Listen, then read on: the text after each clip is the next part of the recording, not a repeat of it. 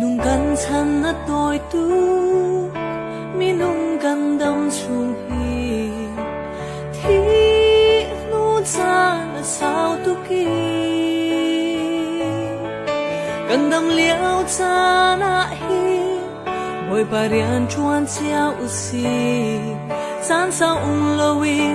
vô lấy kan kal tak la pathian ni vô lấy hi asum par na cha ama kutin serwi kan si bonai sao ding su akan sia lâu cha hi nak lâu chun na sin kan phan khâu lo Giêsu thi sen tang mi kan si cha san sao lowi vô lấy kan kal tak la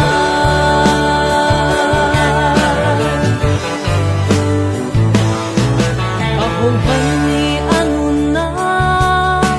ahong zua la chun anun nak chu asum ko la Giêsu cha anun na